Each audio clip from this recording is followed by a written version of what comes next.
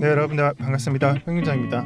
오늘 영상 찍을 시간이 많이 없어서 좀 늦게 업로드를 하고요. 또 편집할 시간도 없을 것 같아요. 편집을 못해서 버벅이 있는 점도 좀 양해를 부탁드리며 시작하도록 하겠습니다. 일단은 경기 침체에 대해서 말씀을 드리고 싶어요. 골드만에서 발표한 자료에 따르면은 이 리세션에 대한 위험성이 커지고 있다. 그리고 연준에서 발표한 자료대로면은 2년 후에 리세션이 유발된다, 시작된다. 그런 가능성을 말하고 있습니다. 제 선을 좀 제쳐두고 말씀을 드릴게요. 자, 연준과 골드만에서 이런 식으로 발표를 했다라는 것은 지금 현재 진행 중에 있다. 지표가 그를 나타낸다는 것을 의미합니다. 그래서 뭐 앞으로 진행된다 또는 앞으로 진행이 안 될 수도 있다. 70%는 안 된다. 이런 것보다 경기가 침체되는 게 보이고 있다라는 것을 말을 하는 거고요. 그리고 그 이유에 대해서도 우리가 볼 점이 있는데 예를 들어서 이런 거는 기업의 성장이 좀 더디고 또 에너지 가격의 인플레이션이 나온다라는 것이죠. 이것과 연관되어 있는 게 소비자 인플레이션 기대치고요. 이런 부분을 보고 인플레이션이 유발된다라고 나와 있습니다. 이미 경기 침체는 와 있고 이것이 심화될 확률에 대해서 생각해 볼 필요가 있다. 즉 이것을 보고 뭐 투자 상품에 대해서 대입을 하거나 아니면은 다른 것들에 대해서 대입을 하면서 이번에 보니까 지금 기름값, 경유, 또 휘발유 올랐던데 이것과 연관이 되어 있는 건가? 라고 생각하지 마시고 이미 유발이 되어 있고 이미 리세션 과정에 있다라고 보시고요. 또 여기에 따른 경제 대공황도 한번 생각을 해보셔야 될 법합니다. 지금 미국의 전문가들의 말에 따르면은 스태그플레이션이 올 수 있다라고 하죠. 스태그플레이션은 인플레이션, 디스인플레이션, 디플레이션 제가 설명을 하면서 경제 이제 성장, 경제 전망이 최악으로 갈 때, 하지만 경제는 최악이지만 인플레이션을 최대치가 될 때, 즉 돈은 못 버는데 우리가 뭐 코카콜라가 10,000원이 된다던가 그런 것들을 그냥 예상해 보시면 됩니다. 그게 스태그플레이션인데 전문가들에 따라서는 스태그플레이션을 주장하는 사람들도 많습니다. 하지만 그것을 100%라고 생각을 하지 마시고 지금 현재 확정지을 수 있는 것은 경기 침체는 접어들었으며 경제 대공황 위기가 있다. 여기까지만 정리하시면 됩니다. 지금까지 확인한 내용을 가지고 비트코인 저가를 한번 예상해 보겠습니다. 저 역시도 20K에서 22K 매수하지 못했고 지금 현재 그 가격이 있습니다. 그렇다면 지금 현재 이 가격보다 결국엔 여러분들이 궁금하신 게 더 아래인가 아니면은 이 부근에서 발생한가인가입니다. 그래서 비트코인에 대해서 저가를 확인을 하실 때는 만약에 리세션에 대해서 위험도가 많이 높아진다면은 나스닥은 분명히 지금 지켜주고 있는 11K를 이전과 같은 형태로 이렇게 떨어뜨리게 될 것입니다.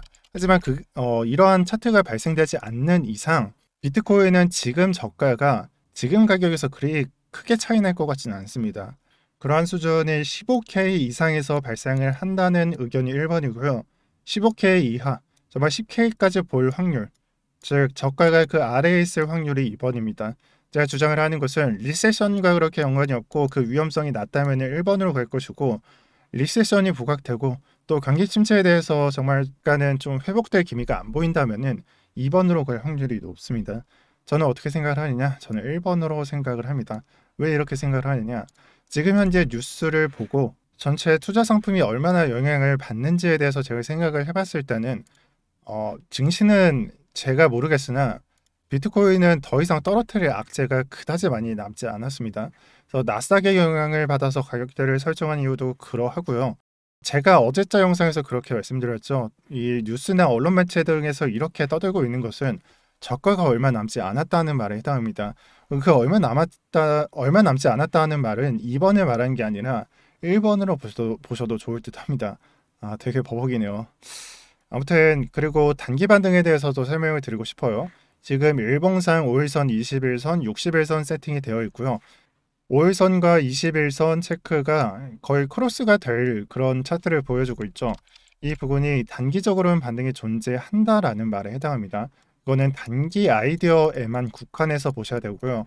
아직 크로싱이 안 일어나서 이것도 지금 확정받은 아이디어는 아니지만 저희가 6월 말까지는 이 크로스되는 지역이 관찰되면서 단기 반등 존재한다라고 체크를 해두셔도 좋습니다.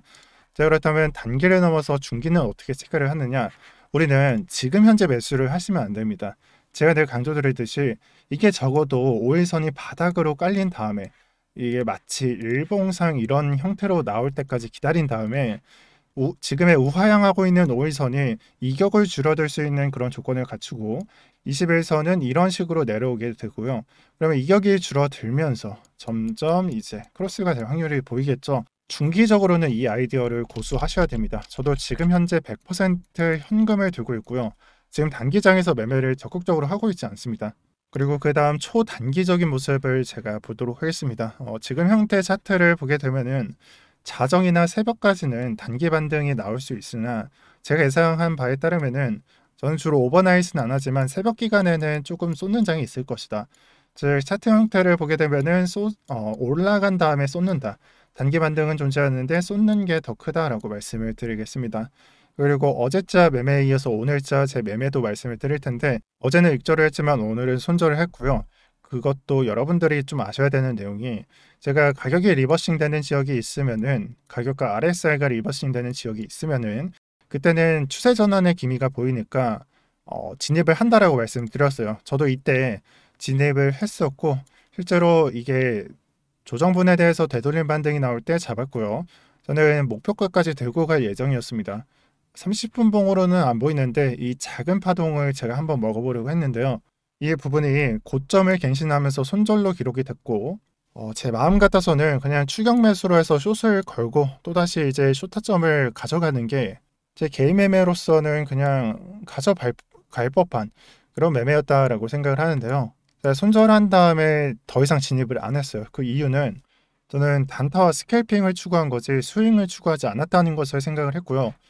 더 이상 추가 진입 없이 그 다음에 신뢰성 있는 구간 나올 때까지 대기하는 것이 저의 목표점이자 또 매매 원칙이기 때문에 준수하기로 했습니다. 이런 지점이 나오게 되면은 또 진입을 하겠지만 이렇게 그냥 중간에서 계속 놀고 또 페이크를 주고 이런 방식이 계속 나온다면은 아마 연속된 손절이 나올 거예요. 그래서 지금 당장은 진입을 하지 않겠지만 다시 관점 확보되면은 말씀드리도록 하겠습니다. 이 부분에 비트코인만 제가 말씀을 드렸지만 사실상 거래 대금이 많이 들어오고 지금 현재 좀 핫한 종목으로 보고 있는 종목이 아마 지표상으로 매매하기가 더 수월할 것이다 라고 생각을 합니다. 지금 현재 보고 있는 코인이 아까 제시했던 관점과 동일한 관점을 보여주고 있고요. 또 이 지점에서 시간대를 체크하고 이 스토캐스틱을 제가 확인을 했을 때 우리가 동일한 관점을 똑같이 얻을 수가 있습니다. 30분 봉은 그 뒤로부터 이런 식으로 내려갈 기미를 보여주고 있었던 자리고요.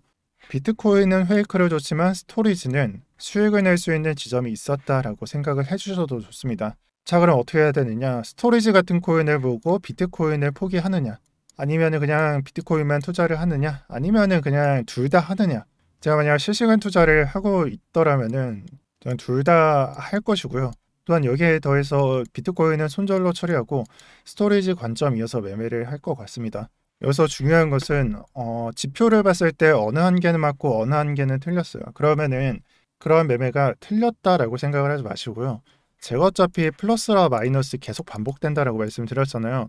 예를 들어서 마이너스 2 플러스 4 플러스 4 마이너스 2 제가 어제 인증 올려둔 거 보셨죠? 이런 매매를 어차피 계속 반복하는데 이런 것들에 좀 약간 감정 섞어서 매매할 필요는 없고요. 그냥 반복적으로 매매하는 게 좋다. 이것이 결론입니다. 그래서 요즘 업비트 장 보시면은 잡코인부터 해서 웹3 종목들 많이 올라오고 있는 게 보이시죠? 제가 방금 보여드렸던 차트 있죠?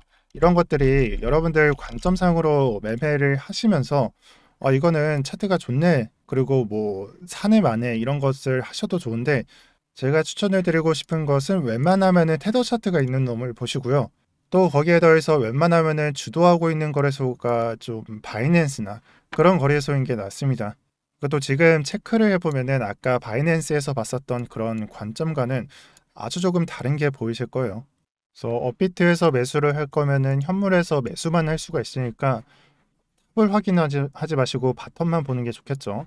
이런 거 하나하나 보시다 보면은 좀 더 좋은 차트가 보이실 거고 거기에 따라서 매매도 좀 괜찮게 하실 수가 있을 겁니다.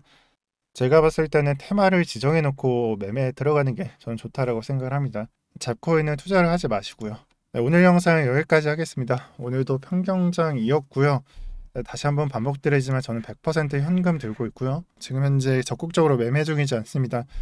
이 관망하는 기간이 좀 지루하기 때문에 일부 자금은 돌려서 다른 식으로 매매를 하는 것도 있고요. 그리고 이것을 좀 좋게 보면은 좀 더 잘 기다리기 위해, 좀 더 버티기 위해서 그런 매매를 하고 있다라고 봐주시면 감사하겠습니다.